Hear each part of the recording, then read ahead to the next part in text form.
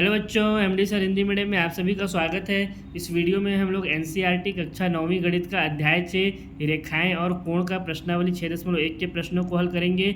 लेकिन प्रश्नावली के प्रश्नों को हल करने से पहले हम लोग इस प्रश्नावली का परिचय करेंगे कि इस प्रश्नावली में हमें क्या क्या पढ़ना है, जिससे प्रश्नावली के प्रश्नों को हल करना हमारे लिए आसान हो जाएगा। तो आइए प्रश्नावली 6.1 का परिचय शुरू करते हैं। इसके बाद हम लोग इसी वीडियो में प्रश्नावली के प्रश्नों को हल करेंगे। जैसा कि आप लोग देख सकते हैं, इस प्रश्नावली में हम लोग सबसे पहले रेखाएं एवं कोण से संबंधित आधारभूत पद और परिभाषा पढ़ने वाले हैं। इस प्रश्नावली में हमें रेखा एवं कोण से संबंधित कुछ महत्वपूर्ण पद और परिभाषा दिया हुआ है। पहले हम लोग उसको पढ़ेंगे और उसके बारे में बिल्कुल अच्छे से समझेंगे। फिर हम लोग कोणों के प्रकार पढ़ने वाले हैं कि कोण कितने प्रकार का होता है। उसके बाद हम लोग इस प्रश्नावली में आसन कोण भी पढ़ेंगे। आसन कोण आप लोग पिछली कक्षा में पढ़ चुके हैं, लेकिन अगर आप लोगों को आसन कोण के बारे में कुछ भी याद नहीं है या आप लोग भूल गए हैं तो डरने की बिल्कुल भी ज़रूरत नहीं है, क्योंकि इस वीडियो में हम लोग आसन कोण को बिल्कुल अच्छे से समझने वाले हैं। फिर इसके बाद हम लोगों को जो पढ़ना है वो है कोणों का रैखिक युग्म और शीर्षाभिमुख कोण की ये क्या होते हैं। साथ ही हम लोग इस प्रश्नावली में प्रतिच्छेदी तथा अप्रतिच्छेदी रेखा के बारे में भी पढ़ेंगे। फिर अंत में हम लोग कोणों के युग्म से संबंधित अभिगृहित व प्रमेय पढ़ेंगे। इस प्रश्नावली में हमें कोणों के युग्म से संबंधित 2 अभिगृहित और 1 प्रमेय दिया हुआ है। पहले हम लोग दोनों अभिगृहितों को पढ़ेंगे, उसको अच्छे से समझेंगे। फिर जो प्रमेय हमें दिया हुआ है उस प्रमेय को पढ़ करके उसे हम लोग सिद्ध भी करेंगे। इन सभी बिंदुओं को हम लोग, जो बिंदु नंबर 1 से लेकर के बिंदु 7 तक दिया हुआ है, इन सभी को हम लोग अच्छे से जब समझ लेंगे उसके बाद हम लोग प्रश्नावली 6.1 के प्रश्नों को हल करना शुरू करेंगे। तो आइए रेखा एवं कोण से संबंधित आधारभूत पद और परिभाषाओं को पढ़ना हम लोग शुरू करते हैं।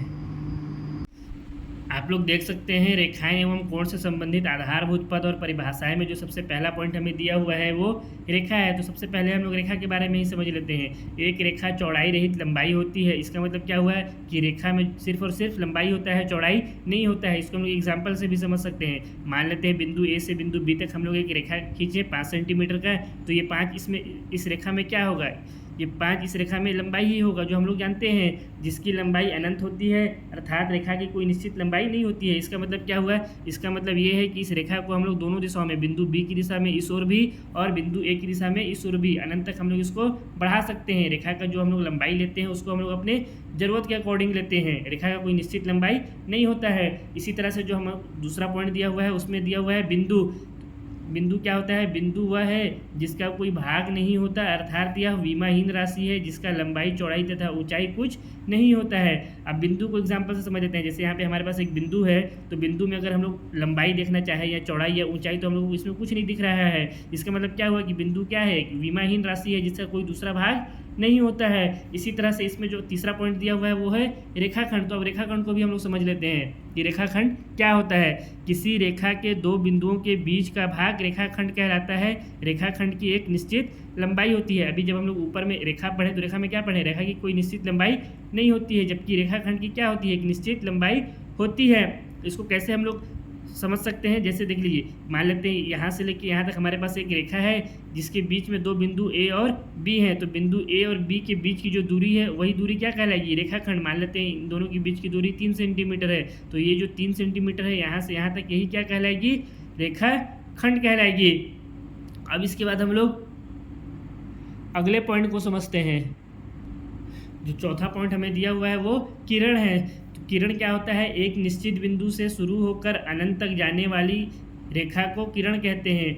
इसका जो सबसे बेस्ट एग्जांपल है वो क्या है, सूर्य की किरण या टॉर्च की किरण आदि। अब इसको ऐसे समझिए, जैसे मान लेते हैं सूर्य क्या है, एक निश्चित बिंदु है, तो यहाँ से जो भी रेखाएं निकल रही है, यानी जो सूरज का जो रोशनी निकलता है, उस रोशनी को कोई माप सकता है, नहीं माप सकता है। वो रोशनी कहाँ तक जाती है, अनंत तक जाती है, चारों दिशाओं में। तो यही क्या कहलाएगी, इसका एक किरण कहलाएगी। जैसे टॉर्च से भी जब हम लोग ऑन करते हैं तो जो रोशनी निकलता है रेखा के रूप में, तो वो रोशनी अनंत तक जाता है, उसको भी हम लोग क्या कर सकते हैं, माप नहीं सकते हैं। तो ये रोशनी भी क्या कहलाएगा, किरण कहलाएगा। यानी ये जो रेखा टॉर्च से निकल रहा है, ये रेखा भी क्या कहलाएगा, किरण कहलाएगा। जरूरी नहीं है कि किरण को हम लोग सूर्य से या टॉर्च से ही समझे, इसको हम लोग एक बिंदु से भी समझ सकते हैं। मान लेते हैं यहाँ पे एक बिंदु है, इससे इस दिशा में अनंत तक एक रेखा जा रही है, तो ये रेखा भी क्या कहलाएगी, किरण ही कहलाएगी। क्या कहलाएगी, ये रेखा हमारी किरण कहलाएगी। यानी अगर किसी एक बिंदु से अनंत तक अगर कोई रेखा जा रही है तो वो रेखा क्या कहलाती है, उस बिंदु का किरण कहलाती है। अब इसके बाद जो अगला पॉइंट हमको दिया हुआ है वो है संरेख बिंदु। तो संरेख बिंदु भी हम लोग समझ लेते हैं कि संरेख बिंदु होता क्या है। यदि 3 या 3 से अधिक बिंदु एक ही रेखा पर स्थित हों तो वे संरेख बिंदु कहलाते हैं। इसको एग्जांपल से समझ लीजिए, जैसे यहाँ पे 3 बिंदु हमारे पास ए, बी और सी है। ये तीनों बिंदु क्या है, एक ही रेखा पर स्थित हैं। या यहाँ पे अगर हम लोग देखें तो यहाँ पे कितने बिंदु हैं, ए है, बी है, सी, डी और ई है। यहाँ पे टोटल 5 बिंदु है। ये क्या हुए, 3 से ज़्यादा बिंदु हुए। ये भी क्या है, एक ही रेखा पे स्थित है। तो ऐसे बिंदु क्या कहलाते हैं, संरेख बिंदु कहलाते हैं। और इसी का जस्ट अपोजिट होता है असंरेख बिंदु। असंरेख बिंदु क्या हो जाएगा, यदि 3 या 3 से अधिक बिंदु एक ही रेखा पर स्थित ना हो तो वे असंरेख बिंदु कहलाते हैं। संरेख बिंदु में 3 या 3 से अधिक बिंदु एक ही रेखा पे थे, और असंरेख में एक ही रेखा पे 3 या 3 से अधिक बिंदु नहीं होंगे। इस एग्जाम्पल में जैसे दिया हुआ है, ए है और बी है, ये एक रेखा में है, लेकिन जो तीसरा बिंदु सी है वो अलग रेखा है, उसी के लिए बी सी रेखा है। उसी तरह से ए सी एक रेखा पे है, लेकिन अगर बी को देखें तो ये अलग रेखा पे है। यहाँ पे अगर देखें तो ए बी एक रेखा पे है, लेकिन जो तीसरा बिंदु है सी वो दूसरे रेखा पे है। उसी तरह से ए डी ये अलग रेखा पे है और डी सी ये अलग रेखा पे है। तो ये सब बिंदु क्या है, अलग अलग रेखाओं पर स्थित है। तो ये क्या कहलाएंगे, हमारे असंरेख बिंदु कहलाएंगे। इसके बाद जो अगला पॉइंट हमें दिया हुआ है वो क्या है, कोण है। तो कोण को भी अब हम लोग समझ लेते हैं कि कोण क्या होता है। तो देखिए, कोण वह आकृति है जो एक ही बिंदु के दो किरणों से निकलने पर बनती है। अब जैसे हम लोग मान लेते हैं यहाँ पे एक बिंदु O है, इससे दो किरण निकला है, एक किरण निकला है A और एक किरण निकला है B। तो इससे मिल करके जो आकृति बना है यहाँ पे, यही क्या कहलाता है, यही कोण कहलाता है। अब कोण का क्या है, ये परिभाषा है, लेकिन कोण के अंतर्गत भी हम लोगों को कुछ चीज़ों को समझना है, जैसे भुजाएं और शीर्ष। तो इसको भी हम लोग समझ लेते हैं। भुजाएं क्या होता है, कोण को बनाने वाली दोनों किरणें उसकी भुजाएं कहलाती है।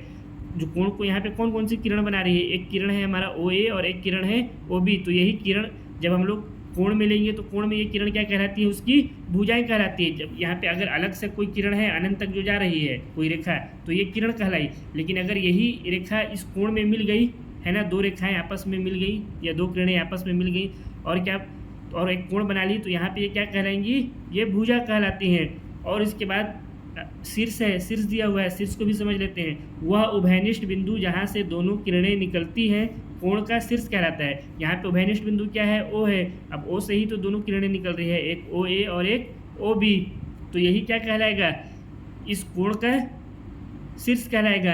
अब शीर्ष के बारे में एक महत्वपूर्ण बिंदु और दिया हुआ है कि शीर्ष हमेशा बीच में होता है। शीर्ष हमेशा कहाँ पे होता है, बीच में होता है। इसीलिए अगर इस कोण को हम लोग अगर लिखना चाहें तो इस कोण को हम लोग कैसे लिखेंगे, या तो इस कोण को हम लोग AOB लिखेंगे, या फिर इस कोण को हम लोग क्या लिख सकते हैं, कोण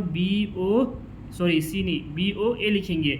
ठीक है, यहाँ पे देखिए ये जो शीर्ष वाला बिंदु हमारा O है, ये O कहाँ पे है, बीच में है। इसको हम लोग ऐसे नहीं लिख सकते हैं कि कोण OAB या फिर कोण OBA। अगर हम लोग इस तरह से लिखेंगे तो ये क्या हो जाएगा, हमारा गलत हो जाएगा। शीर्ष कभी भी कोण में जहाँ कहीं पे भी रहेगा, वो शीर्ष हमेशा कहाँ रहेगा, बीच में रहता है। इसको आप लोगों को ध्यान में रखना है।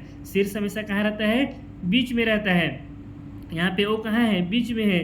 अब इसके बाद हम लोग जो हमारा अगला टॉपिक था इस प्रश्नावली का, कोणों के प्रकार, उसको समझने के लिए अगले पेज पर चलते हैं। अब दूसरा पॉइंट जो हम लोगों को दिया हुआ है वो है कोणों के प्रकार। कोण कई तरह के होते हैं, जिसमें सबसे पहला होता है न्यून कोण। वह कोण जो 0 डिग्री से बड़ा और 90 डिग्री से छोटा होता है न्यून कोण कहलाता है। एग्जाम्पल में 1 degree, 21 degree, 50 degree, 78 degree, 89 degree इत्यादि। अभी इस आकृति में हम लोग मान लेते हैं थीटा हमारा क्या है, न्यून कोण है। तो न्यून कोण थीटा का मान कितना होना चाहिए, 0 डिग्री से बड़ा होना चाहिए और 90 डिग्री से छोटा होना चाहिए। उसी तरह से दूसरा होता है समकोण। 90 डिग्री के कोण को समकोण कहते हैं। इस आकृति में हम लोग मान लेते हैं x हमारा क्या है, समकोण है, तो x का वैल्यू कितना आएगा, 90 डिग्री के बराबर आएगा। अब जो तो तीसरा होता है वो होता है अधिक कोण। वह कोण जो 90 डिग्री से बड़ा और 180 डिग्री से छोटा होता है अधिक कोण कहलाता है। एग्जाम्पल 91 डिग्री, 100 डिग्री, 179 डिग्री आदि। अब इस आकृति में हम लोग मान लेते हैं जो हमारा x है वो क्या है, अधिक कोण है। तो x का वैल्यू क्या होना चाहिए, 90 डिग्री से ज़्यादा होना चाहिए और 180 डिग्री से कम होना चाहिए। उसी तरह से जो अगला कोण रहता है वो क्या होता है, ऋजु कोण होता है। 180 डिग्री के कोण को क्या कहते हैं हम लोग, ऋजु कोण कहते हैं। यहाँ पे मान लेते हैं इस आकृति में जो x है वो क्या है, हमारा ऋजु कोण है। तो x का वैल्यू कितना आएगा, 180 डिग्री आएगा। जो हमारा अधिक कोण हम लोग ऊपर में पढ़े हैं उसमें क्या था कि x जो कोण है उसका 180 डिग्री से कम होना चाहिए, लेकिन ऋजु कोण का वैल्यू क्या होता है, 180 डिग्री के बराबर होता है। इसी तरह से अगला जो रहता है वो होता है प्रतिवर्ती कोण। वह कोण जो 180 डिग्री से बड़ा और 360 डिग्री से छोटा होता है प्रतिवर्ती कोण कहलाता है। अब इस आकृति को देखिए और यहाँ पे हम लोग मान लेते हैं कि जो हमारा x है वो क्या है, प्रतिवर्ती कोण। तो इस स्थिति में क्या हो जाएगा, x का वैल्यू 180 डिग्री से ज़्यादा हो जाएगा और 360 डिग्री से कम हो जाएगा। अब इसके बाद जो अगला आता है वो होता है संपूर्ण कोण। 360 डिग्री के कोण को संपूर्ण कोण कहते हैं। इस आकृति में जो हमारा थीटा है इसको हम लोग क्या मान लेते हैं, संपूर्ण कोण मान लेते हैं। तो थीटा का वैल्यू हमारा कितना होना चाहिए, 360 डिग्री होना चाहिए। ये जो हम लोग अभी पढ़ेंगे क्या था, कोण का प्रकार था। इसी तरह से दो तरह के और कोण होते हैं, एक होता है पूरक कोण और दूसरा होता है संपूरक कोण। इसको भी हम लोग समझ लेते हैं। जब दो कोणों का योग एक समकोण, समकोण कितना डिग्री को कहते हैं, 90 डिग्री को। तो इसी को कहा है जब दो कोणों का योग एक समकोण के बराबर हो तो ऐसे कोण को पूरक कोण कहते हैं। इसके एग्जाम्पल में जैसे 60 डिग्री और 30 डिग्री, इन लोग का योग कितना हो जाएगा, 60 और 30 90 हो जाएगा। तो ये क्या हो जाएगा, एक पूरक कोण कहलाएगा। इसी तरह से 45 डिग्री और 45 डिग्री मान लेते हैं, हमारे पास दो कोण है, एक 45 का और दूसरा भी है 45 का। तो इनका योग मिलाएंगे तो कितना हो जाएगा, 90 हो जाएगा। तो ये भी क्या हो जाएंगे, पूरक कोण हो जाएंगे। इसी तरह से 1 डिग्री और 89 डिग्री, इन लोग दोनों का योग भी कितना हो जाएगा, 90 हो जाएगा, एक समकोण के बराबर हो जाएगा। तो ये भी क्या कहलाएगा, पूरक कोण कहलाएगा। इसी तरह से और भी बहुत सारे कोण आप लोग खुद से ले सकते हैं। अब दूसरा आता है संपूरक कोण। जब दो कोणों का योग एक ऋजु कोण यानी 180 डिग्री के बराबर हो तो ऐसे कोण को संपूरक कोण कहते हैं। इसका एग्जाम्पल भी दिया हुआ है, 90 डिग्री और 90 डिग्री। मान लेते हैं हमारे पास एक ये है 90 डिग्री का कोण और एक ये है 90 डिग्री का कोण, या इसी में अगर ले लें तो एक इधर का है कोण ये और एक कोण है ये, दोनों क्या है 90-90 डिग्री है। तो इन दोनों का योग कितना हो जाता है, 180 डिग्री। तो यही क्या कहलाएगा, संपूरक कोण कहलाएगा। इसी तरह से 179 डिग्री और 1 डिग्री, इनका योग भी कितना हो जाएगा, 180 डिग्री के बराबर यानी एक ऋजु कोण के बराबर। तो ये भी क्या कहलाएगा, हमारा संपूरक कोण कहलाएगा। इसी तरह से 150 और 30 डिग्री, 81 डिग्री और 99 डिग्री आदि, ये सारे हमारे कोण क्या है, संपूरक कोण है। अब इसके बाद हम लोग अगला पॉइंट अपना पढ़ते हैं।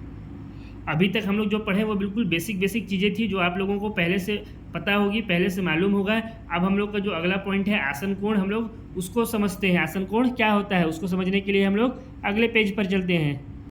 अब हम लोग आसन कोण समझ लेते हैं कि आसन कोण क्या होता है। देखिए दो कोण आसन कोण कहलाते हैं। अब यहीं पे आप लोगों के माइंड में बिल्कुल क्लियर हो जाना चाहिए कि जब भी आसन कोण का नाम आए आप लोग समझ जाइए कितने कोण का बात हो रहा है, दो कोण का बात हो रहा है। अगर हम लोग इस पूरे आकृति में देखें तो दो कोण कौन कौन सा है, पहला कोण है AOB जिसको हम लोग θ1 माने हैं और दूसरा कोण है COB जिसको हम लोग θ2 माने हैं। यहाँ पे दोनों कोण को हम लोग अलग अलग प्रदर्शित भी किए हैं।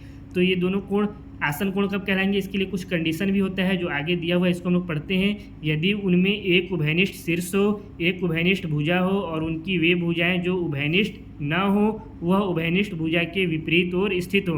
अब देखिए दोनों कोण के लिए आसन कोण होने के लिए कितना कंडीशन दिया हुआ है, टोटल 3 कंडीशन दिया हुआ है। सबसे पहला कंडीशन क्या है, उभयनिष्ठ शीर्ष हो। तो यहाँ पे अगर हम लोग बिंदु O को देखें इस चित्र में तो बिंदु O क्या है, उभयनिष्ठ शीर्ष है। कैसे शीर्ष है, क्योंकि ये दोनों कोण के साथ है, कोण AOB के साथ भी है और कोण COB के साथ भी है। यहाँ पे देखिए यहाँ पे भी बिंदु O है, इस कोण में भी और इस कोण में भी है। तो बिंदु O क्या हुआ, उभयनिष्ठ शीर्ष हो गया। पहला कंडीशन तो हमारा पूरा हो गया। अब दूसरा कंडीशन क्या दिया हुआ है, उभयनिष्ठ भुजा हो। अब अगर हम लोग इस आकृति में भुजा OB को देखें तो भुजा OB क्या है, उभयनिष्ठ भुजा है। कैसे है, क्योंकि ये दोनों कोण के साथ है, कोण AOB के साथ भी है यहाँ पे और कोण COB के साथ भी है। यहाँ पे भी OB है और यहाँ पे भी OB है। तो ये जो हमारा भुजा OB है ये क्या है, उभयनिष्ठ भुजा हो गया। तो पहला दो कंडीशन तो हमारा पूरा हो गया आसन कोण होने के लिए। लेकिन तीसरा कंडीशन क्या बोल रहे हैं, और उनकी वे भुजाएं जो उभयनिष्ठ ना हो। तो इस आकृति में कौन कौन सी भुजा है जो उभयनिष्ठ नहीं है, तो एक तो ये हमारा भुजा बच गया OA और दूसरा भुजा बच गया OC। तो इन दोनों भुजाओं के लिए क्या कहा है कि ये उभयनिष्ठ भुजा के विपरीत और स्थित हो। इसका मतलब क्या हुआ कि अगर एक भुजा हमारा उभयनिष्ठ भुजा के इस ओर स्थित है तो दूसरा भुजा हमारा उभयनिष्ठ भुजा के इस ओर स्थित होना चाहिए, यानी इसके विपरीत दिशा में स्थित होना चाहिए। अगर दोनों भुजाएं एक ही ओर स्थित रहती, मान लीजिए इसको ऐसे समझिए, मान लीजिए ये हमारा उभयनिष्ठ भुजा OB है, तो इसके लिए अगर दोनों हमारी भुजाएं OA और OC दोनों अगर इसी तरफ रहते हैं, ये हो जाएगा हमारा OA और ये हो गया हमारा OC, तो उस स्थिति में ये हमारा आसन कोण नहीं होगा। क्या बोल रहा है, दोनों विपरीत दिशा में स्थित होना चाहिए। इसका मतलब क्या है कि अगर ये हमारा OB मान लेते हैं, ये हमारा क्या है OB, तो एक अगर हमारा इस तरफ है भुजा जो उभयनिष्ठ नहीं है तो दूसरा हमारा इस भुजा के इस तरफ होना चाहिए, यानी एक इस तरफ है तो दूसरा इस तरफ होना चाहिए, दोनों विपरीत दिशा में होना चाहिए। तब हमारा ये क्या हो जाएगा, आसन कोण होगा। तो यहाँ पे अगर हम लोग देखें कोण OA और OC को, सॉरी भुजा OA और OC को, तो दोनों क्या हैं OB भुजा की विपरीत दिशा में स्थित हैं। तो इस स्थिति में जो हमारा कोण AOB और कोण COB है वो क्या होगा, वो आसन कोण कहलाएगा।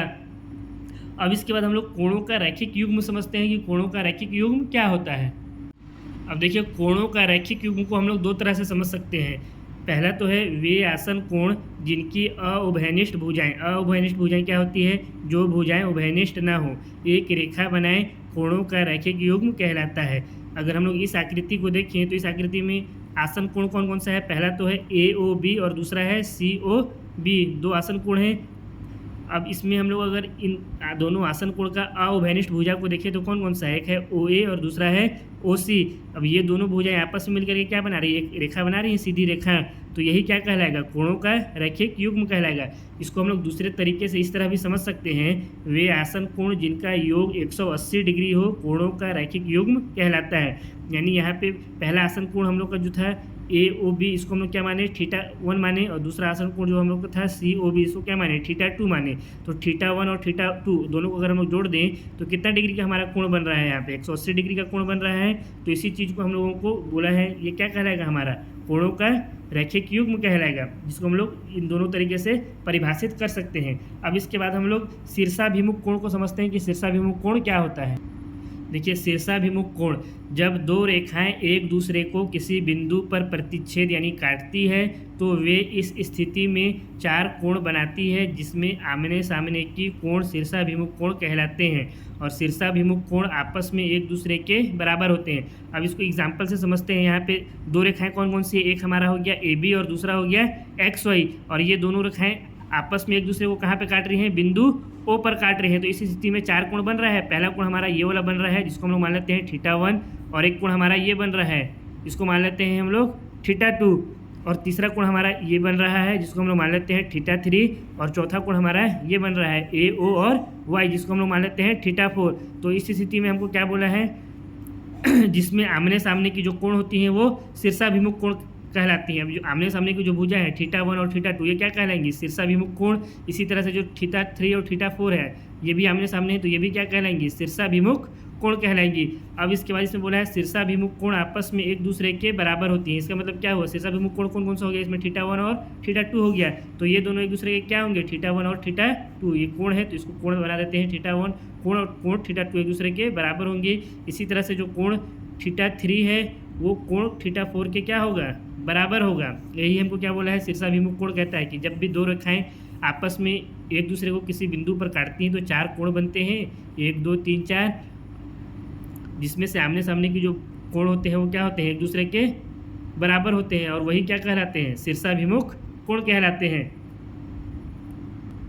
अब हम लोग प्रतिच्छेद तथा अप्रतिच्छेद रेखा समझते हैं कि वो क्या होता है। देखिए, प्रतिच्छेदी तथा अप्रतिच्छेदी रेखा क्या होती है। प्रतिच्छेदी रेखा, जब दो रेखाएं परस्पर एक दूसरे को किसी बिंदु पर काटती है तो वह रेखाएं प्रतिच्छेदी रेखाएं कहलाती हैं। इसके एग्जांपल से समझते हैं। जैसे यहाँ पे दो रेखा हमारे पास है, एक है AB रेखा और दूसरा है CD रेखा। ये दोनों रेखाएं एक दूसरे को आपस में बिंदु O पर काट रही हैं, तो ये क्या कहलाएंगी, प्रतिच्छेदी रेखा कहलाएगी। इसी तरह से अप्रतिच्छेदी रेखा, ऐसी रेखाएं जिनके बीच की दूरी हमेशा समान रहती है, अर्थात वे एक दूसरे को किसी भी बिंदु पर नहीं काटते यानी प्रतिच्छेद नहीं करते, क्या कहलाती है, अप्रतिच्छेदी या समांतर रेखा कहलाती है। जस्ट क्या हो गया, इसका अपोजिट हो गया। इसका सबसे जो बेस्ट एग्जांपल है वो क्या है, रेलगाड़ी की पटरी। मान लेते हैं ये पहला पटरी है जिसको हम लोग X मान लिए, और ये दूसरा रेखा है जिसको हम लोग रेलगाड़ी का पटरी का जिसको हम लोग Y मान लिए। तो इसमें इन दोनों के बीच की दूरी को अगर हम लोग देखें तो पॉइंट A पे यानी बिंदु A पे इन लोग दोनों के बीच में जितना दूरी है उतनी ही दूरी बिंदु B में है, उतनी ही दूरी बिंदु C में है। यानी ये दोनों आपस में कहीं पे भी नहीं मिलेंगे। इसको हम लोग कितना भी आगे इधर भी बढ़ा दें या फिर इसको हम लोग कितना ही आगे इधर भी बढ़ा दें, ये दोनों आपस में कहीं नहीं मिलेंगे, हमेशा समान दूरी पर रहेंगे। तो ऐसे रेखाओं को हम लोग क्या कहते हैं, अप्रतिच्छेदी रेखा या फिर समांतर रेखा कहते हैं। प्रतिच्छेदी रेखा क्या हुआ, जो जब दो रेखाएं आपस में किसी बिंदु पर मिल जाती हैं, और अप्रतिच्छेदी रेखा है जब दो रेखाएं आपस में किसी बिंदु पर नहीं मिलती हैं, चाहे उनको कितना भी आगे बढ़ा लिया जाए, तो वो हमारी हो जाती है अप्रतिच्छेदी रेखा। ठीक है। अब इसके बाद हम लोग पढ़ते हैं कोणों के युग्म से संबंधित अभिगृहित व प्रमेय के बारे में।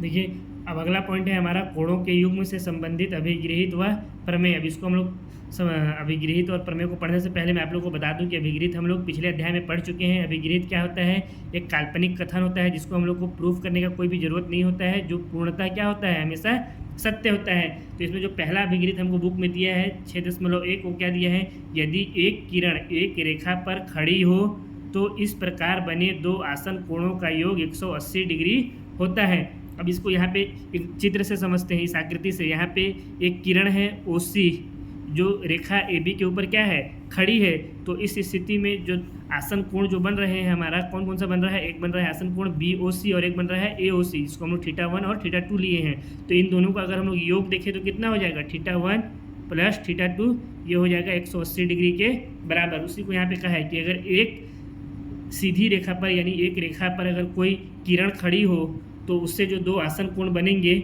उसका योग कितना हो जाएगा? 180 डिग्री हो जाएगा। पहला अभिगृहित था, इसको हम लोग को प्रूफ करने की जरूरत नहीं है क्योंकि अभिगृहित क्या होता है? हमेशा सत्य होता है। दूसरा अभिगृहित क्या है? दूसरा अभिगृहित दिया है, यदि दो आसन कोणों का योग 180 डिग्री है तो उनकी उभयनिष्ठ भुजाएं एक रेखा बनाती है। अब हमको यहाँ पे इसको इस चित्र से समझते हैं। यहाँ पे दो आसन कोण कौन कौन सा है? एक है BOC और दूसरा है AOC। अब इसके बाद बोला है कि इनका अगर कोणों का योग 180 डिग्री हो, इसमें θ1 और θ2 को अगर हम जोड़ें तो कितना होगा? 180 डिग्री होगा, क्योंकि एक सीधी रेखा बना रहा है। तो इसमें बोल रहा है उनकी अउभयनिष्ठ भुजा। यहाँ पे अउभयनिष्ठ भुजा कौन कौन सा है? एक है OB और दूसरा क्या है? OA। एक रेखा बनाती है, ये दोनों मिलकर के क्या बना रही है? एक रेखा ही तो बना रही है। तो यही है हमारा अभिगृहित 6.2। अब हम लोग कोणों के युग्म से संबंधित जो प्रमेय है उस प्रमेय को पढ़ते हैं और उसको सिद्ध करते हैं। प्रमेय क्या दिया हुआ है?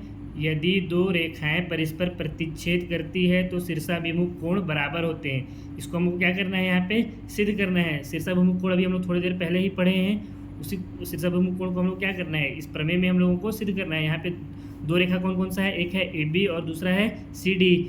तो ये क्या कह रहा है कि दो रेखाएं जब परस्पर एक दूसरे को प्रतिच्छेद कर रहा है तो जो शीर्षाभिमुख कोण बन रहा है θ1 और θ2, उसी तरह से θ3 और θ4, ये दोनों एक दूसरे के क्या होते हैं? बराबर होते हैं। इसको हम लोगों को इस प्रमेय में सिद्ध करना है। तो आइए सबसे पहले इसको हम लोग सिद्ध करते हैं। पहले तो लिखते हैं यहाँ पे जो हम लोगों को दिया हुआ है। यहाँ पे लिखते हैं दिया है, क्या क्या दिया हुआ है? दो रेखा, यहाँ पे इस चित्र में दो रेखा AB व CD बिंदु O पर प्रतिच्छेद करती है। यहाँ पे जो हमारे दो रेखा था AB और CD, बिंदु O यहाँ पे है, इसी के ऊपर प्रतिच्छेद कर रहे हैं। तो ये हम लोगों को दिया हुआ है और हम लोगों को इसमें सिद्ध क्या करना है उसको लिखते हैं। अब सिद्ध करना है, क्या सिद्ध करना है हम लोग को? शीर्षाभिमुख कोण कौन कौन सा होगा? θ1 और θ2। तो हम लोग लिखेंगे कोण θ1 बराबर कोण θ2, और क्या सिद्ध करना है? कोण θ3 बराबर कोण θ4। तो इसको लिखते हैं कोण θ3 बराबर कोण θ4। अभी हम लोग यही तो पढ़े हैं शीर्षाभिमुख कोण में। अब इसको हम लोग को यहाँ पे क्या करना है? प्रूफ करना है। तो यहाँ पे हम लोग लिखते हैं उपपत्ति, जिसको हम लोग प्रूफ भी बोलते हैं।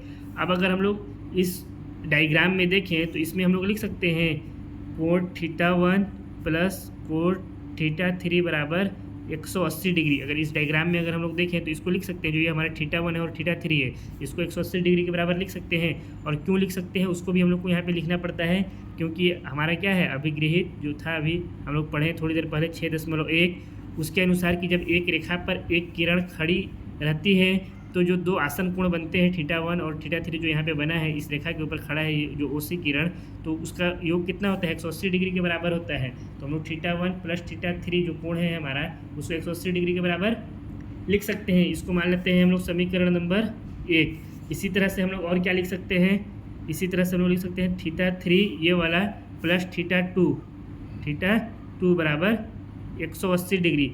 क्यों हुआ? क्योंकि ये हमारा जो रेखा था CD, इसके ऊपर एक किरण खड़ा है OA, जो हमारा अभिगृहित 6.1 था। यहाँ पे लिख भी देता हूँ अभिगृहित 6.1। तो 6.1 क्या कहता था कि जब भी ऐसा कंडीशन आएगा तो जो दो कोण बनते हैं आसन कोण, उनका योग हमेशा कितना होता है? 180 डिग्री होता है। इसको मान लेता हूँ मैं समीकरण नंबर 2। अब अगर हम लोग समीकरण 1 और 2 से देखें, समीकरण 1 एंड 2 से, तो क्या हो जाएगा θ1 प्लस कोण θ3, इसी तरह से कोण θ3 प्लस कोण θ2 एक दूसरे के बराबर हो जाएंगे। कैसे होंगे? क्योंकि ये दोनों एक दूसरे 180 डिग्री दोनों के बराबर है, तो ये दोनों भी कितना हो जाएंगे? एक दूसरे के बराबर हो जाएंगे। तो यहाँ पे हम लोग लिख सकते हैं कोण θ1 प्लस कोण θ3 बराबर कोण θ3 प्लस कोण θ2। क्यों लिखे हैं? क्योंकि कोण θ1 प्लस θ3 किसके बराबर था? 180 डिग्री के, और ये भी किसके बराबर है? 180 डिग्री के, तो ये दोनों एक दूसरे के क्या होंगे? बराबर होंगे। अब इसको हम लोग यहाँ से क्या करते हैं? कोण θ1 प्लस कोण θ3, और इस कोण θ3 को हम लोग इस तरफ ले आते हैं, तो इसको लिखते हैं माइनस में कोण θ3 बराबर में कोण θ2।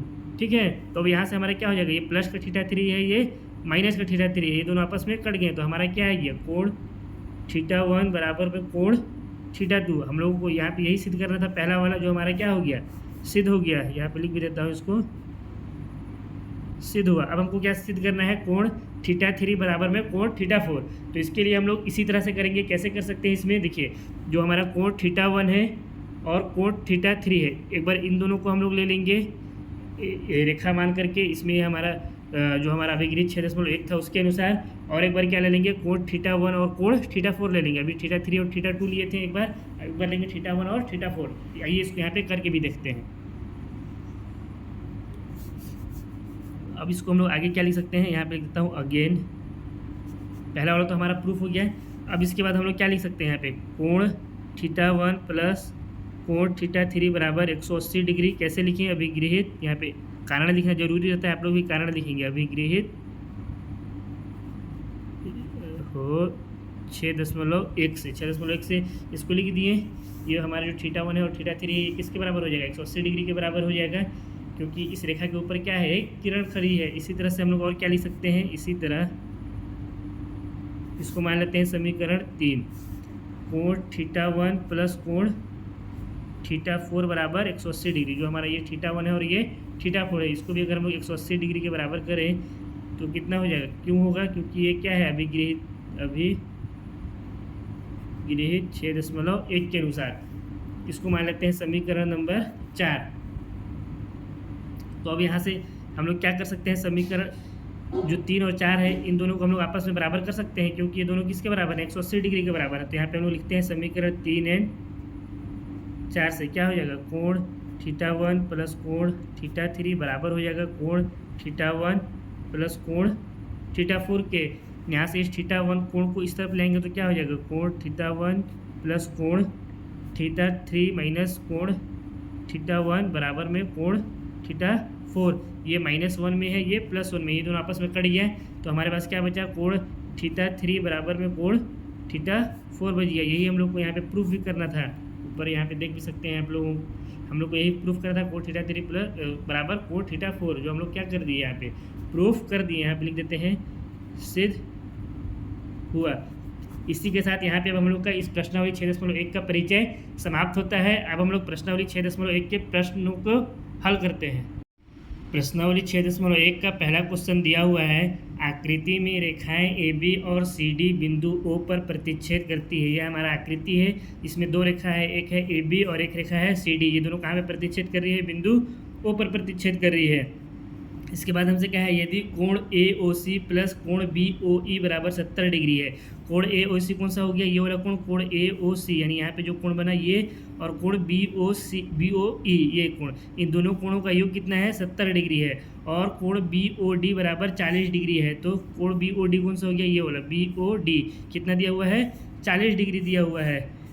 तो हमसे कह रहा है कोण BOE कौन सा हो गया? ये वाला कोण। और प्रतिवर्ती COE कौन सा हो गया? यहाँ पे COE है, तो इसका प्रतिवर्ती हमको ज्ञात करना है। प्रतिवर्ती COE ज्ञात कीजिए। तो देखिए इसको कैसे ज्ञात करेंगे? सबसे पहले तो जो दिया हुआ है हम लोगों को प्रश्न में, उसको लिख लेते हैं। यहाँ पे लिखते हैं, दिया है, क्या दिया है? कोण AOC प्लस कोण BOE, ये दोनों कितना दिया हुआ है? इनका योग 70 डिग्री। इसको मान लेते हैं समीकरण 1। और क्या दिया हुआ है? कोण BOD बराबर 40 डिग्री, इसको मान लेते हैं समीकरण नंबर 2। अब अगर हम लोग चित्रानुसार देखें, जो हमको आकृति दिया हुआ है, चित्रानुसार अनुसार। तो हमारा ये वाला जो कोण है AOC और कोण BOD एक दूसरे के बराबर हो जाएंगे। कैसे होंगे? क्योंकि यहाँ पे क्या कर रहा है, दो रेखाएं हैं आपस में एक दूसरे को प्रतिच्छेद कर रही है। शीर्षाभिमुख कोण क्या कहता है कि जब दो रेखाएं आपस में एक दूसरे को प्रतिच्छेद करती हैं तो शीर्षाभिमुख कोण बनता है, जिसमें आमने सामने वाले जो कोण रहते हैं वो क्या होते हैं, बराबर होते हैं। तो इस स्थिति में हम लोग यहाँ पे क्या लिख सकते हैं, कोण AOC बराबर में कोण BOD। कैसे हुए इसका कारण भी यहाँ पे लिख देते हैं, चूंकि शीर्षाभिमुख कोण, इसको मान लेते हैं समीकरण 1। शीर्षाभिमुख कोण यही होता है, जब भी हम लोग पढ़ चुके हैं। अगर आप लोगों को नहीं समझ में आ रहा है तो आप लोग वीडियो को पीछे से देख सकते हैं। शीर्षाभिमुख कोण यहाँ पे हम लोग पढ़े हैं अभी। अब यहाँ से अगर ये हम लोग इसको मान लेते हैं समीकरण 3 ना, सॉरी समीकरण 1 2 तो हो गया है। अब यहाँ से देखिए समीकरण 2 और समीकरण 3 से हम लोग AOC के बराबर में 40 डिग्री लिख सकते हैं, क्योंकि AOC किसके बराबर है, BOD के, और BOD कितना दिया हुआ है, 40 डिग्री। तो यहाँ पे हम लोग लिखते हैं समीकरण 2 एंड 3 से क्या लिख सकते हैं, कोण AOC बराबर 40 डिग्री। इसको मान लेते हैं समीकरण नंबर 4। अब समीकरण 1 और समीकरण 4 को अगर हम लोग देखें तो यहाँ पे AOC कितना दिया हुआ है, 40 डिग्री। तो हम लोग यहाँ पे समीकरण 1 में AOC की जगह पे 40 डिग्री रख सकते हैं। तो इसको थोड़ा सा ऊपर कर दे रहा हूँ मैं पहले। यहाँ पे लिखते हैं हम लोग समीकरण 1 एंड 4 से। समीकरण 1 और 4 से क्या हो जाएगा, AOC की जगह पे हम लोग क्या रख देंगे, यहाँ पे 40 डिग्री। तो यहाँ पे रख देते हैं 40 डिग्री प्लस कोण BOE बराबर कितना है, 70 डिग्री है। तो इस 40 डिग्री को उधर ले जाएंगे तो कोण BOE का मान हम लोग को मिल जाएगा। कोण BOE कितना हो जाएगा, 70 डिग्री माइनस में 40 डिग्री। कोण BOE का मान कितना आ गया, कोण BOE बराबर हमारा आ गया 30 डिग्री। हमको ये याद करना था, तो पहला वाला हम लोग आंसर याद कर चुके हैं। अब इसके बाद हमको क्या करना है, प्रतिवर्ती COE। तो उसके लिए अब आगे हम लोग हल करते हैं। यहाँ पे इसको अच्छी तरह से समझिए। देखिए AOC का वैल्यू प्लस BOE, इन दोनों का वैल्यू कितना दिया हुआ है, 70 डिग्री दिया हुआ है। अगर हम लोग यहाँ पे COE और इस कोण को AOC और इस कोण को BOE, इन तीनों को अगर आपस में हम लोग अगर जोड़ दें तो इन तीनों का योग कितना बन जाएगा, यानी ये वाला जो हमारा कोण है, ये कोण है और ये कोण, इन दोनों कोण को अगर हम लोग जोड़ दें तो कितना 180 डिग्री के बराबर हो जाएगा। क्योंकि ये क्या है, एक सरल रेखा बना रहा है यहाँ पे तीनों कोण आपस में मिल करके। तो इसको यहाँ पे हम लोग लिखते हैं अगेन चित्रानुसार क्या हो जाएगा, कोण AOC प्लस कोण COE प्लस कोण BOE, इन तीनों का योग कितना हो जाएगा, 180 डिग्री हो जाएगा। ये हम लोगों को इस चित्र से समझ में आ रहा है।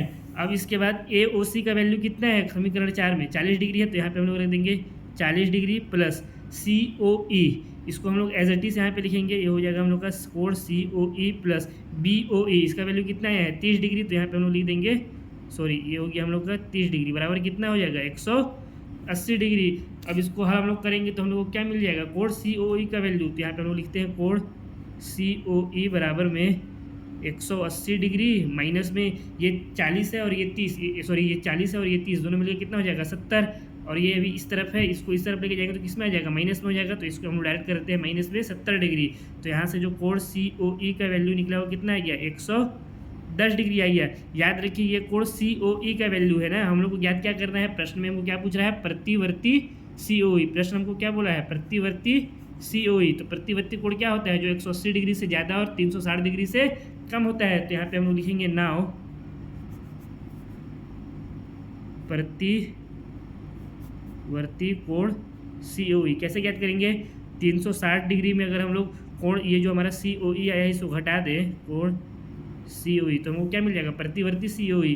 तो यहाँ पे हम लोग का आ जाएगा 360 माइनस में COE का वैल्यू कितना है, 110 डिग्री। तो ये कितना हो जाएगा, 250 डिग्री आएगी। क्या आएगी, 250 डिग्री। ये आएगी हमारा प्रतिवर्ती COE। ये हमारा हो गया इसका आंसर। इसी के साथ क्वेश्चन नंबर 1 हम लोग का समाप्त होता है। अब हम लोग क्वेश्चन नंबर 2 को हल करते हैं। क्वेश्चन नंबर 2 दिया हुआ है, आकृति में x, y और m, n बिंदु O पर प्रतिच्छेद करती हैं। ये आकृति है, इसमें दो रेखा है, एक है x और y और दूसरा रेखा है m और n। ये दोनों रेखाएं कहाँ पे प्रतिच्छेद कर रही है, बिंदु O पर प्रतिच्छेद कर रही है। ये हमारा बिंदु O है यहाँ पे। अब इसमें हमको बोला है यदि पी ओ वाई कोण पी ओ वाई बराबर कितना है 90 डिग्री। कोण पी ओ वाई कौन सा हो जाएगा, ये वाला कोण पी ओ वाई, ये वाला कोण कितना है 90 डिग्री है। और ए अनुपात बी बराबर 2:3 है। जो कोण हमारा यहाँ पे ए बना है और कोण बी, तो इनका अनुपात कितना है 2:3। तो हमसे बोल रहा है सी ज्ञात कीजिए। हमको क्या ज्ञात करना है, इस कोण सी को हमको ज्ञात करना है। तो सबसे पहले तो हम लोग यहाँ पे लिखते हैं जो हम लोग को प्रश्न में दिया है, क्या दिया हुआ है हम लोगों को, कोण पी ओ वाई बराबर 90 डिग्री। तो यहाँ पे लिखे कोण पी ओ वाई बराबर 90 डिग्री। साथ ही क्या दिया हुआ है, कोण ए अनुपात बी कितना दिया हुआ है 2:3 के रूप में दिया हुआ है। तो यहाँ पे हम लोग लिखते हैं ए अनुपात बी बराबर 2:3। अब अगर हम लोग कोण ए को 2x और कोण बी को 3x मान लें तो कोई दिक्कत नहीं है। तो हम लोग यहाँ पे लिखते हैं माना कोण ए बराबर 2x व कोण बी बराबर 3x। अगर हम लोग अब इतना मान लें तो चित्रानुसार अगर हम लोग यहाँ पे देखें कोण बी प्लस कोण ए प्लस इस कोण को करें कोण पी ओ वाई, तो ये तीनों कोण मिलाकर ये क्या बनेगा 180 डिग्री नहीं बनेगा। जैसे एक ये कोण हो गया यहाँ से यहाँ, एक ये और एक ये, इन तीनों को अगर हम लोग मिला दें तो कितना हो जाएगा, इन तीनों का 180 डिग्री हो जाएगा। तो यहाँ पे हम लोग लिखते हैं चित्रानुसार कोण बी प्लस कोण ए प्लस कोण पी ओ वाई बराबर कितना हो जाएगा 180 डिग्री। कोण बी हम लोग कितना लिए हैं 3x, तो यहाँ पे हो जाएगा 3x प्लस कोण ए कितना है हमारा 2x, तो ये हो जाएगा हमारा 2x प्लस कोण पी ओ वाई कितना दिया हुआ है 90 डिग्री। तो यहाँ पे हो जाएगा 90 डिग्री बराबर कितना है, ये 180 डिग्री। ये 3x प्लस 2x कितना हो गया, ये हमारा 5x बराबर में करेंगे इसको, ये हो गया 180 डिग्री, ये प्लस में था 90 डिग्री, इधर गया तो माइनस का 90 डिग्री हो गया। तो 5x बराबर कितना आ गया, 180 में से 90 घटाएंगे तो 90 डिग्री। इस 5 से इस 90 को काट दें, कितना बार में कटेगा 18 × 90 होता है। तो ये कितना आ गया, x का वैल्यू 18 डिग्री आ गया। इसको थोड़ा सा ऊपर कर देता हूँ, यहाँ से आ गया x का वैल्यू हमारा कितना आ गया 18, 180 लिखा गया सॉरी, ये हो गया हमारा x बराबर 18 डिग्री। ठीक है, अब यहाँ से हम लोग को x का वैल्यू मिल गया है तो हम लोग कोण a और कोण b आसानी के साथ ज्ञात कर सकते हैं। तो यहाँ से हम लोग लिखते हैं अतः कोण a बराबर कितना हो जाएगा 2 गुणा में 18, 18 दूना कितना हो जाता है 36 डिग्री। इसी तरह से कोण b कितना आ जाएगा 3 गुणा में 18, 18 तिया कितना हो जाता है 54 डिग्री हो जाता है। हम लोग को क्या क्या मिल गया, कोण a मिल गया और कोण b मिल गया। ये हम लोग को कोण a का वैल्यू मिल गया और कोण b का हम लोग को ज्ञात क्या करना है, कोण c ज्ञात करना है। अब अगर हम लोग इस आकृति में देखें तो जो हमारा रेखा MN है इसके ऊपर अगर हम लोग किरण OX खड़ी कर दें तो जो हमारा अभिगृहित 6.1 था उसके अनुसार क्या हो जाएगा, कोण B और कोण C इन दोनों का योग 180 डिग्री नहीं हो जाएगा। इसको मैं यहाँ पे लिखता हूँ अगेन चित्रानुसार जो हमारा कोण B है प्लस कोण C है ये कितना हो जाएगा 180 डिग्री। कैसे होगा, इसका कारण क्या है, चूंकि अभिगृहित जो हम लोग पढ़े हैं अभिगृहित 6.1, अभिगृहित 6.1 हमारा क्या था, अभिगृहित 6.1 में हम लोग पढ़े हैं कि जब दो किरण हमारा नहीं जो हमारा अगर एक रेखा है उस रेखा के ऊपर अगर हम लोग एक किरण आपतित करते रहे तो जो बनने वाला दो आसन कोण है, यहाँ पे कौन कौन सा कोण बना है, कोण B और कोण C बना है। इन दोनों कोणों का योग कितना होगा 180 डिग्री होगा। ये हम लोग पढ़ चुके हैं अभी अभिगृहित 6.1 में। अगर आप लोगों को याद नहीं आ रहा होगा तो आप लोग वीडियो को पीछे से देख सकते हैं। तो यहाँ से हम लोग क्या हो गया, कोण B प्लस कोण C बराबर 180 डिग्री हो गया। अब हम लोग को कोण B का वैल्यू दिया हुआ है कितना है 54 है, ज्ञात है हम लोग को कोण B। तो यहाँ पे लिख देंगे 54 प्लस कोण C बराबर 180 डिग्री। तो यहाँ से कोण C का वैल्यू कितना निकल जाएगा 180 डिग्री माइनस में 54 डिग्री। 180 में से 54 को हटा देंगे तो कितना आ जाएगा, कोण C का वैल्यू आ जाएगा 126, 1260 लिखा जा रहा है, ओहो 126 डिग्री। ये क्या हो गया, कोण C का वैल्यू ज्ञात हो गया। यही हमारा है इस प्रश्न का उत्तर। अब हम लोग क्वेश्चन नंबर 3 को हल करते हैं। क्वेश्चन नंबर 3 में दिया हुआ है आकृति में यदि कोण PQR, कोण PQR कौन सा है, ये है PQR, ये वाला कोण बराबर है कोण PRQ के, किस कोण के, PRQ के, मतलब ये कोण हमारा और ये कोण ये दोनों क्या है एक दूसरे के बराबर है। तो सिद्ध कीजिए कि कोण PQS, कौन सा कोण हमारा है PQS, ये वाला कोण बराबर किसके है, कोण PRT, कौन सा कोण है PRT, ये PR और ये T, इस कोण के ये बराबर है। हमको ये सिद्ध करना है। बहुत ही इजी क्वेश्चन है, इसको बहुत ही आसानी के साथ हम लोग हल करेंगे। यहाँ पे लिखते हैं चित्रानुसार अनुसार क्या दिया हुआ है, हम लोग यहाँ से क्या कर सकते हैं, कोण पी क्यू आर प्लस कोण पी क्यू एस बराबर 180 डिग्री लिख सकते हैं। कैसे लिखेंगे, कोणों का रैखिक युग्म, कोणों का रैखिक युग्म क्या कहता है कि वे आसन कोण जिनकी अउभयनिष्ठ भुजा, ये हमारा क्या है, अगर इसको हम लोग एक रेखा दे ले तो इसमें ये हमारा एक अउभयनिष्ठ भुजा है, तो हमको कोणों का रैखिक युग्म क्या कहता है कि वे आसन कोण जिनका अउभयनिष्ठ भुजा, इसमें अउभयनिष्ठ भुजा कौन कौन सा हो जाएगा, एक हो जाएगा क्यू आर, एक हो जाएगा क्यू एस। एक रेखा बनाए, अगर ये दोनों एक रेखा बनाए तो यही क्या कहलाता है, कोणों का रैखिक युग्म कहलाता है। इनका योग कितना हो जाता है, 180 डिग्री हो जाता है। तो यहाँ से हम लोग क्या कर सकते हैं, कोण पी क्यू आर और कोण पी क्यू एस, इन दोनों को हम लोग कितना लिख सकते हैं, 180 डिग्री लिख सकते हैं। अगर हम लोग यहाँ पे लिख भी देते हैं कैसे, चुंबकीय कोणों का रैखिक युग्म। अगर आप लोगों को ये नहीं पता भी है इसका कारण क्यों ऐसे हम लोग लिखे हैं, तो अगर इसको नॉर्मली समझिए तो ये हमारा कौन सा कोण है, एक कोण ये है, इसको मान लेते हैं हम लोग क्या, कोण नंबर 1, और एक कोण हमारा यहाँ पे होगा कुछ ना कुछ कोण 2। तो अगर इन दोनों कोणों को हम लोग आपस में मिला दें कि ये सीधी रेखा है, तो सीधी रेखा में जो कोण बनता है 180 डिग्री ही बनता है। अगर आप लोगों को कारण नहीं भी पता है तो, लेकिन कारण लिखना जरूरी रहता है, ठीक है। इसमें कारण नहीं लिखेंगे तो नंबर कट जाएगा। अब यहाँ पे हमारा क्या गया, कोण पी क्यू आर प्लस कोण पी क्यू एस बराबर कितना हो गया, 180 डिग्री। तो हम लोग यहाँ से क्या कर सकते हैं, कोण पी क्यू आर बराबर 180 माइनस कोण पी क्यू एस, इसको इस तरह से भी लिख सकते हैं। इसको मान लेते हैं समीकरण 1, इसको काट देते हैं, ठीक है। इसका हम लोग को आगे कोई जरूरत नहीं पड़ेगा, इसी का जरूरत पड़ेगा। तो इसको मान लेते हैं समीकरण नंबर 1। अब अगेन इसी तरह से हम लोग फिर क्या कर सकते हैं, अगेन चित्रानुसार क्या हो जाएगा हमारा, यहाँ से कोण पी आर क्यू प्लस कोण पी आर टी, ये भी 180 डिग्री के बराबर हो जाएगा।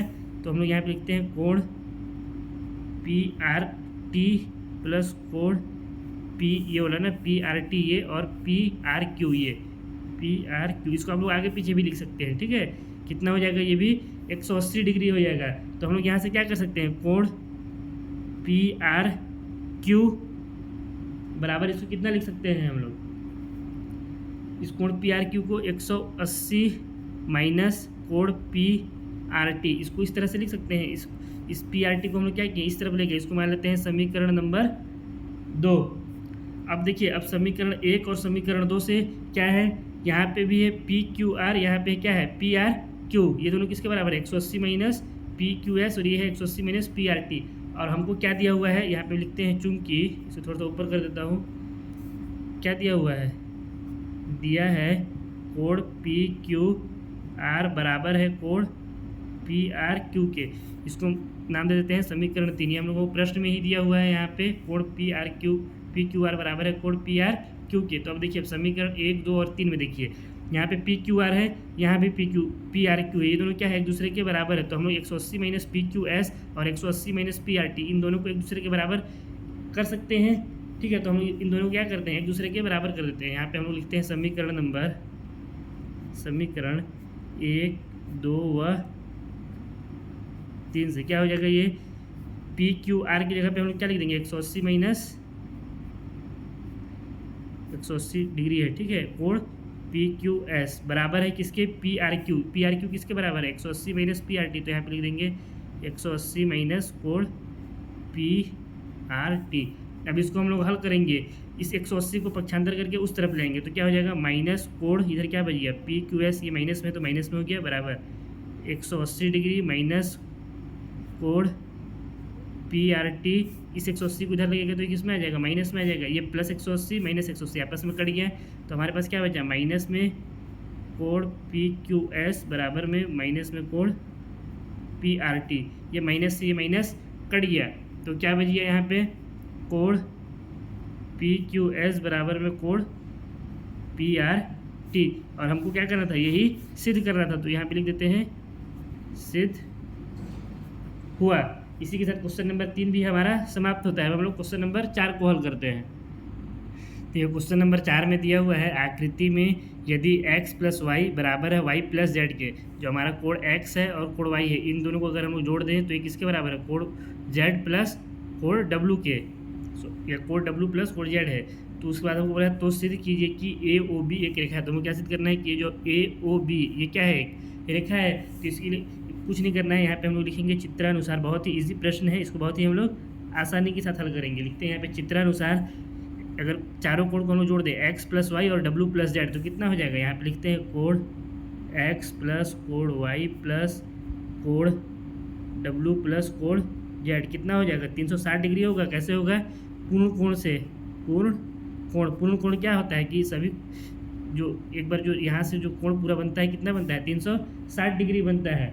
तो यहाँ से हम लोग क्या कर सकते हैं, एक्स प्लस वाई ये दिया हुआ है तो इसको हम लोग लिखेंगे एक्स प्लस वाई प्लस डब्ल्यू प्लस जो कोण जेड है ये किसके बराबर है, ये भी तो एक्स प्लस वाई के बराबर है, ये हमको दिया हुआ है। तो इसकी जगह भी हम लोग क्या लिख सकते हैं, एक्स प्लस वाई बराबर कितना हो जाएगा 360 डिग्री हो जाएगा।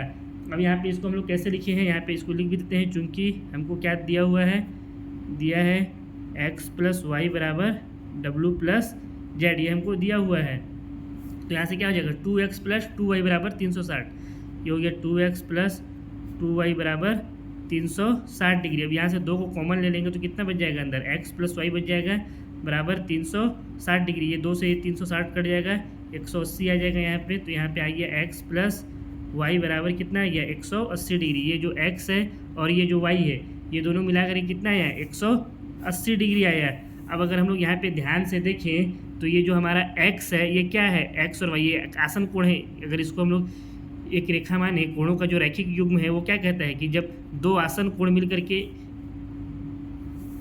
180 डिग्री का कोण बनाते हैं तो वो क्या होता है, एक रैखिक युग्म कहलाता है, एक रेखा कहलाता है। तो यहाँ पे हम लोग इसको लिख भी देते हैं, क्योंकि यहाँ x व y दो आसन कोण एक रैखिक युग्म बनाते हैं, अतः ए ओ बी एक रेखा है। इसको थोड़ा सा ऊपर कर दे रहा हूँ, ठीक है। अब देखिए यहाँ पे इसको हम लोग ऐसे क्यों लिखे, ये जो x प्लस वाई हमारा कितना है, ये 180 डिग्री आ गया। ये जो कोण x था और कोण y था, और यहाँ पे कोण x और y क्या है, एक आसन कोण ही तो है ये दोनों। ये एक रेखा है, इसके ऊपर एक हम लोग अगर तिर्यक रेखा खींच दिए, किरण खींच दिए, तो यहाँ से क्या हो गया, कोण x बी ओ सी और कोण ए ओ सी, ये दोनों क्या बन गया, दो आसन कोण बन गया। इन दोनों का योग कितना आ रहा है 180 डिग्री आ रहा है। और हम लोग क्या पढ़े हैं, कोणों का रैखिक युग्म कि दो आसन कोण जिनका योग 180 डिग्री आ जाए तो वो क्या कहलाता है, रैखिक युग्म कहलाता है। तो इन दोनों का योग 180 डिग्री आ गया तो ये क्या हो जाएगा, एक रैखिक युग्म हो जाएगा। इसलिए जो हमारा ए ओ बी रहेगा ये क्या हो जाएगा, एक रेखा हो जाएगा। तो इसी को हम लोग यहाँ पे लिख दिए, ये हमारा क्या आ गया उत्तर। यहाँ पे हम लोग लिखते हैं सिद्ध हुआ, सिद्ध हुआ। इसी के साथ क्वेश्चन नंबर 4 भी समाप्त होता है। अब हम लोग क्वेश्चन नंबर 5 को हल करते हैं। क्वेश्चन नंबर 5 में दिया हुआ है, आकृति में पी ओ क्यू एक रेखा है। ये आकृति है, इसमें पी ओ क्यू क्या है, एक हमारा रेखा है जिसमें किरण ओ आर रेखा पी क्यू पर लंब है। किरण ओ आर क्या है, रेखा पी क्यू पर लंब है। अब इसके बाद हमसे कह रहा है किरणों ओ पी और ओ आर के बीच में, किरण ओ पी और ओ आर के बीच में एक ओ एस एक अन्य किरण है। ओ एस क्या है, एक अन्य किरण है, यानी इस किरण और इस किरण के बीच में ओ एस एक अन्य किरण है। हमको सिद्ध करना है, सिद्ध कीजिए कोण आर ओ एस, यानी हमारा कोण आर ओ एस इस कोण के बराबर में 1/2 ब्रैकेट में कोण क्यू ओ एस, यानी कौन सा कोण हमारा हो जाएगा क्यू ओ एस, ये minus P O S. P O S कौन सा कोण हो जाएगा पी ओ एस। इसको हमको क्या करना है, इसमें प्रूफ करना है। तो इसको क्लिक कुछ नहीं करेंगे, सबसे पहले यहाँ पे लिखेंगे चित्रानुसार, जो जो हमको दिख रहा है उसको हम लोग यहाँ पे लिख देंगे। सबसे पहले अगर हम लोग देखें पी ओ और आर में जो कोण हमारा पी ओ आर है ये कितना हो जाएगा 90 डिग्री हो जाएगा। यहाँ पे लिखते हैं कोण पी ओ आर बराबर 90 डिग्री। क्यों हुआ 90 डिग्री, क्योंकि जो हमारा ओ आर है वो क्या है, लंब है किसके ऊपर, पी क्यू के ऊपर लंब है। ये ओ आर लंब है पी क्यू के ऊपर, इसलिए हमारा क्या हो गया पी ओ आर 90 डिग्री हो गया। अब यहाँ से हम लोग इसको क्या लिख सकते हैं, पी ओ आर को इसको हम लोग ऐसे भी लिख सकते हैं, P O S plus R O S बराबर 90 डिग्री। इस पी ओ आर को हम लोग P O S plus R O S भी नहीं लिख सकते हैं, क्योंकि हमारा देखिए पी ओ एस ये वाला कोण और ROS ये कोण, इन दोनों कोण को मिला करके ही तो हमारा 90 डिग्री बन रहा है। तो यहाँ पे हम लोग इसका कारण भी लिख देते हैं, चूंकि कोण POR बराबर कोण POS प्लस कोण ROS। अब इसके बाद हम लोग यहाँ से क्या कर सकते हैं, ये हमारा हो गया 90 डिग्री। अब यहाँ से हम लोग ROS का वैल्यू निकाल लेते हैं, कोण ROS, क्योंकि हम लोग को यहाँ पे कोण ROS ज्ञात करना है, इसलिए हम लोग ROS बराबर ज्ञात करेंगे, कितना आ जाएगा 90 माइनस में कोण यहाँ से POS आ जाएगा। इसको मान लेते हैं समीकरण नंबर 1। क्या मान लिए इसको, समीकरण 1। अब इसी तरह से फिर से चित्रानुसार अगर हम लोग करें, चित्रानुसार, तो क्या हो जाएगा, कोण QOR बराबर 90 डिग्री हो जाएगा। यहाँ से फिर आप लोगों को समझा देता हूँ एक बार मैं, ये जो हमारा QOR है ये भी कितना हो जाएगा 90 डिग्री। क्यों होगा, क्योंकि OR किसके ऊपर लंब है, PQ के ऊपर लंब है। तो इसके यहाँ पे हम लोग रीज़न भी लिख देते हैं, चूँकि OR लंब है PQ के ऊपर। तो अब यहाँ से हम लोग QOR की जगह पे क्या लिख सकते हैं, ये जो हमारा ये जो QO और ये QOR है, ये कब आया, जब हम लोग QOS में से ROS को घटा दिए, यानी जो हमारा यहाँ से लेके ये इस कोण में से हम लोग इस कोण को घटाएंगे, तब तो हम लोग को ये कोण मिलेगा। तो इसके जगह पे हम लोग क्या लिख सकते हैं, हम लोग QOR की जगह पे QOS माइनस ROS भी तो लिख सकते हैं। तो यहाँ पे हम लोग लिखेंगे इसके जगह पे कोण QOS माइनस ROS बराबर कितना हो जाएगा 90 डिग्री। क्यों हुआ, चूँकि जो हमारा कोण था QOR वो किसके बराबर है, QOS माइनस कोण ROS, इसकी क्या है हमारा QOR इसके बराबर है।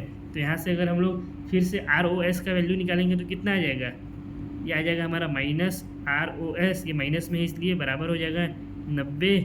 ये इधर गया तो क्या हो जाएगा, माइनस में QOS हो जाएगा। अब यहाँ से हम लोग क्या करते हैं, ये माइनस में है, इसको हम लोग को माइनस नहीं चाहिए, तो यहाँ पे हम लोग माइनस को क्या करेंगे, उभयनिष्ठ ले लेंगे। तो यहाँ पे लिखते हैं ऋण चिन्ह को उभयनिष्ठ लेने पर, ऋण चिन्ह को उभयनिष्ठ ले लेंगे तो यहाँ से क्या हो जाएगा, यहाँ हो जाएगा ये माइनस ROS बराबर में माइनस यहाँ से कॉमन ले लिए, हो जाएगा 90। ये हो जाएगा प्लस में कोण QOS, ये माइनस यहाँ से कॉमन ले ली तो ये किस में आ जाएगा, प्लस में आ जाएगा। और ये प्लस में था तो ये किस में हो जाएगा, ये माइनस में हो जाएगा। अब इस माइनस से इस माइनस को हम लोग क्या करेंगे, काट देंगे, तो हमारा कितना आ जाएगा, कोण ROS बराबर माइनस 90 डिग्री, जितना 90 सब डिग्री में है, ठीक है, प्लस कोण QOS। इसको मान लेते हैं हम लोग समीकरण नंबर 2, समीकरण 2, या इसको हम लोग, हाँ ठीक है, यहाँ पे हम लोग इसको मान लिए समीकरण नंबर 2। अब समीकरण 1 से समीकरण 2 को हम लोग क्या करेंगे, समीकरण जो हमारा 1 था इसमें समीकरण 2 को जोड़ देंगे। तो यहाँ पे लिखते हैं समीकरण 1 प्लस 2 से क्या हो जाएगा, समीकरण 1 कितना है, कोण ROS बराबर 90 माइनस कोण POS। समीकरण 2 हमारा क्या है, कोण ROS बराबर माइनस 90 डिग्री, ये प्लस में था ये माइनस में है, प्लस कोण QOS, यही दिया हुआ है, थोड़ा सा और ऊपर हो जाए। हाँ, अब इसको हम लोग क्या कर रहे हैं, जोड़ रहे हैं। तो ये क्या हो जाएगा, ROS कितना हो जाएगा, ये 2 ROS हो जाएगा। तो यहाँ पे हो गया 2 कोण ROS बराबर, ये माइनस चिन्ह है, ये प्लस 90 है माइनस 90 है, कट जाएगा, यहाँ पे 0 हो गया।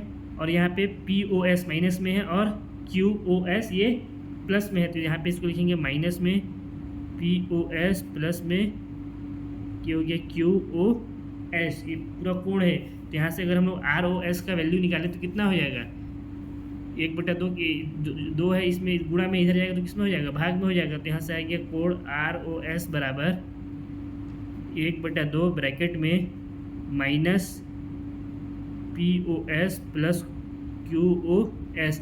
अब इसको हम लोग क्या लिख सकते हैं, पहले इस QOS को भी लिख सकते हैं। तो यहाँ से हम लोग आ जाएगा कोण ROS बराबर में 1/2 ब्रैकेट में कोण QOS, प्लस वाले को पहले लिख दिए, माइनस वाले को ये कोण में है ना, कोण POS बाद में लिख दिए।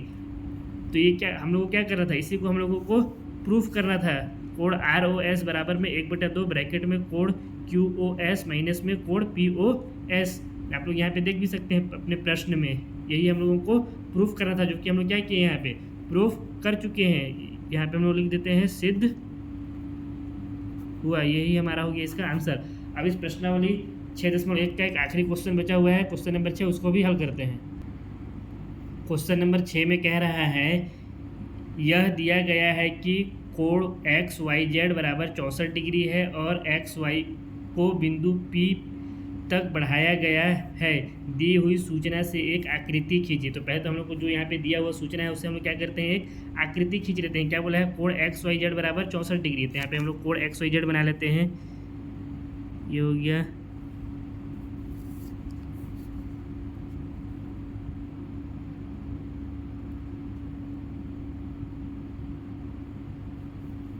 ये, इसको मान लेते हैं, ये हो गया हमारा x, यहाँ पे मान लेते हैं y, और ये हो गया हमारा z। इसको कितना बोला है, 64 डिग्री बोला है। अब उसके बाद क्या बोला है, x y को बिंदु P तक बढ़ाया गया। अब ये हमारा x हो गया, ये y हो गया, इसको कहाँ तक बढ़ाया गया है, बिंदु P तक बढ़ाया गया। तो इसको हम लोग बिंदु P तक बढ़ा देते हैं, ये हो गया बिंदु P। अब इसके बाद बोल रहा है दी हुई सूचना से आकृति खींची। आकृति हम लोग को खींच ली है। अब कह रहा है यदि किरण YQ, किरण YQ कौन सा हो जाएगा, ये हो गया y, और Q अभी नहीं दिया हुआ है। किरण YQ कोण ZYP को समद्विभाजित करता है। ZYP क्या हो गया, ये हो गया Z, ये हो गया Y, ये हो गया P। ZYP को कौन समद्विभाजित कर रहा है, YQ कर रहा है, यानी इसके बीच में हम लोग को एक और किरण खींचना पड़ेगा, ऐसा किरण कि जो दोनों को क्या करे, बराबर भागों में बांटे। क्योंकि क्या कर रहा है, समद्विभाजित, समद्विभाजित यानी दो बराबर भागों में बांटना। तो हम लोग यहाँ से एक खींच देते हैं,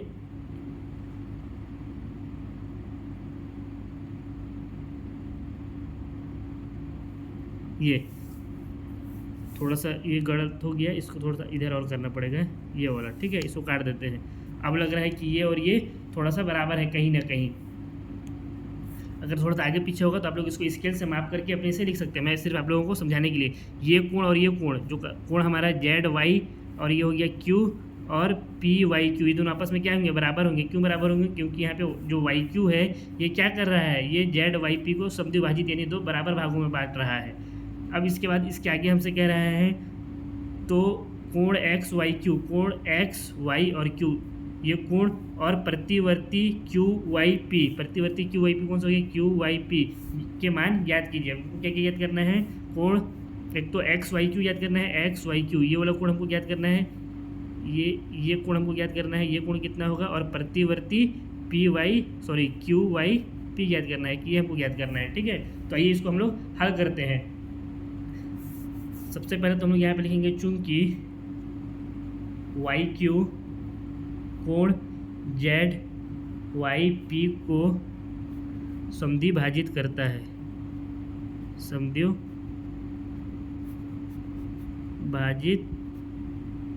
करता है, अर्थात दो बराबर भागों में बांटता है। ये हम लोग सिर्फ लिख रहे हैं ना, इसका डायग्राम हम लोग यहाँ पे बना लिए हैं। इसलिए क्या हो जाएगा, इसलिए जो मान कोण ZYQ, ये वाला कोण होगा ना, ZYQ ये वाला कोण का होगा, वही मान कोण PYQ का होगा। कोण PYQ कौन सा है, ये वाला PYQ, इसको PYQ कहिए या QYP कहिए, बात बराबर है। ठीक है, अब इसके बाद हमारा क्या हो जाएगा, यहाँ पे हम लोग मान लेते हैं कि कोण हमारा जो ZYQ है, ये वाला कोण ZYQ, ये वाला जो कोण है, इसको हम लोग A मान लेते हैं। यहाँ पे लिखते हैं माना कोण ZYQ बराबर A है, इसलिए क्या हो जाएगा, कोण PYQ भी A हो जाएगा। इसको ऊपर कर देता हूँ, और ZYQ को हम लोग A माने तो PYQ भी क्या हो जाएगा, A हो जाएगा, क्योंकि दोनों को बराबर भागों में बांटा गया है। अब चित्रानुसार अगर हम लोग देखें यहाँ पे चित्रानुसार, तो क्या हो जाएगा, कोण XYZ प्लस कोण ZYQ प्लस कोण PYQ बराबर कितना हो जाएगा, 180 डिग्री हो जाएगा। आप लोगों को यहाँ पे दिखा भी देता हूँ मैं, ये देखिए जो हमारा कोण XYZ है, ये वाला कोण जेड वाई क्यू ये वाला कोण और कोण पी वाई क्यू, इन तीनों कोणों को अगर हम लोग जोड़ दें तो कितना बन जाएगा 180 डिग्री बन जाएगा, क्योंकि यहाँ पे क्या दिख रहा है, एक सरल रेखा दिख रहा है। तो उसी चीज़ को हम लोग यहाँ पे लिखे हैं। अब कोण एक्स वाई जेड हमारा कितना दिया हुआ है, प्रश्न में हमको क्या बोला गया है, ये जो कोण एक्स वाई जेड है वो कितना है 64 डिग्री है। तो यहाँ पे हम लोग क्या रख देंगे, एक्स वाई जेड की जगह पे 64 डिग्री प्लस कोण जेड वाई क्यू, इसको हम लोग कितना माने हैं, ए माने हैं, तो ये हो गया ए, प्लस कोण पी वाई क्यू कितना हो जाएगा, ए बराबर कितना हो गया 180 डिग्री। ये 64 डिग्री कैसे आया है, क्योंकि ये हमको प्रश्न में दिया हुआ है। इसको आगे हल करेंगे तो कितना हो जाएगा, ए प्लस ए कितना हो गया 2a बराबर कितना हो जाएगा, ये हो गया 180। इस 64 को हम लोग इस तरफ ले जाएंगे तो कितना हो जाएगा, माइनस में 64 डिग्री, इधर प्लस का था इधर गया तो माइनस का हो गया। यहाँ से 2a बराबर कितना हो गया 180 में से 64 घटा देंगे तो कितना आ जाएगा 116 डिग्री हो जाएगा। अब ये इस 2 से 116 को काट देंगे तो कितना आ जाएगा 56 डिग्री आ जाएगा, नहीं सॉरी 16 है ना, तो ये 58 होगा, 16 है तो कितना हो जाएगा 58, तो ए का वैल्यू कितना आ जाएगा 58 डिग्री आ जाएगा। अब हम लोग को ए का वैल्यू मिल गया है यानी हम लोगों को क्या मिल गया, हम लोगों को इस कोण का वैल्यू मिल गया। ये कोण कितना हो जाएगा हमारा, ये हो जाएगा हमारा 58 डिग्री, और ये वाला भी कोण कितना हो जाएगा, ये भी हो जाएगा हमारा 58 डिग्री। तो हमको ज्ञात क्या करना है, X Y Q, X Y Q कौन सा है, एक्स वाई क्यू, हमको इस कोण को ज्ञात करना है। तो इस कोण को देखिए, हम लोग अगर ये वाला कोण को जोड़ दें एक्स वाई जेड, और इस कोण को जोड़ दें हम लोग जेड वाई क्यू, तो इन दोनों को अगर जोड़ दें तो इस कोण के बराबर हो ही जाएगा जो कोण हमारा एक्स वाई क्यू है। तो हम लोग यहाँ पे लिखते हैं चित्रानुसार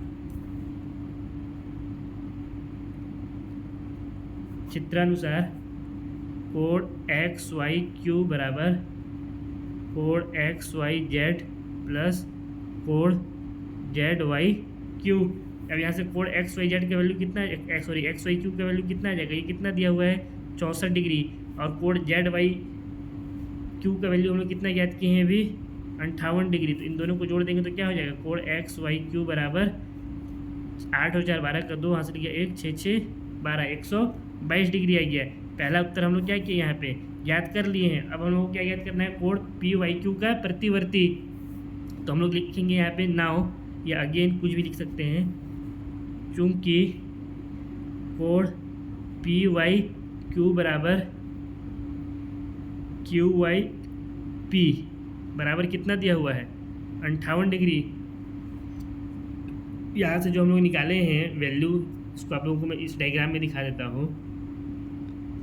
यहाँ पे जो हमारा पी वाई क्यू है, इसको हम लोग कितना निकाले हैं 58 डिग्री निकाले हैं। यही क्या होगा, पी वाई क्यू लिखें या क्यू वाई पी, दोनों बात बराबर है। यहाँ से कोण अगर पी वाई क्यू भी इसको हम लोग लिख सकते हैं इस कोण को, और इसको हम लोग क्या लिख सकते हैं, कोण क्यू वाई पी भी लिख सकते हैं। ये दोनों किसके बराबर है 58 डिग्री के बराबर है। ये दोनों कोण किसके बराबर है 58 डिग्री, हमारा कितना है 58 डिग्री आया है। तो उसी चीज़ को हम लोग क्या किए हैं यहाँ पे नीचे में लिखे हैं। हमको क्या याद करना है, कोण क्यू वाई पी का प्रतिवर्ती याद करना है। तो प्रतिवर्ती क्या होता है, जो 180 डिग्री से ज़्यादा और 360 डिग्री से कम होता है। तो यहाँ पे हम लोग लिखते हैं प्रतिवर्ती कोण क्यू वाई पी कितना हो जाएगा 360 डिग्री में हम लोग इसको घटा देंगे 58 डिग्री को, यानी हमारा क्यू वाई पी को यहाँ पे लिख देते हैं कोण क्यू वाई पी कितना हो जाएगा 360 माइनस में 58 डिग्री। यहाँ से कितना है ये 360 में से 58 घटाएंगे तो 302 डिग्री। क्या आ गया हमारा प्रतिवर्ती कोण क्यू वाई पी का वैल्यू आ गया। ये हमारा क्या हो गया, ये हमारा दूसरा इसका उत्तर हो गया। पहला आंसर हमारा क्या आ गया, कोण एक्स वाई क्यू 122 डिग्री और प्रतिवर्ती क्यू वाई पी कितना आ गया 302 डिग्री। इसी के साथ हम लोग का क्वेश्चन नंबर 6 समाप्त होता है। साथ में ही प्रश्नावली 6.1 भी हमारा समाप्त होता है। आशा करता हूँ आप लोगों को वीडियो पसंद आया होगा। अगर वीडियो पसंद आया है तो वीडियो को लाइक करें, कमेंट करें, चैनल में नए हैं तो चैनल को सब्सक्राइब करें। साथ ही इस पूरे वीडियो का PDF आपको MD सर के टेलीग्राम चैनल पर मिल जाएगा। अगर आप लोगों को इस वीडियो का PDF चाहिए तो आप लोग टेलीग्राम चैनल ज्वाइन कर सकते हैं, जिसका लिंक आप लोगों को डिस्क्रिप्शन बॉक्स में मिल जाएगा। बहुत जल्द हम लोग प्रश्नावली 6.2 में मिलते हैं। तब तक के लिए बेस्ट ऑफ लक।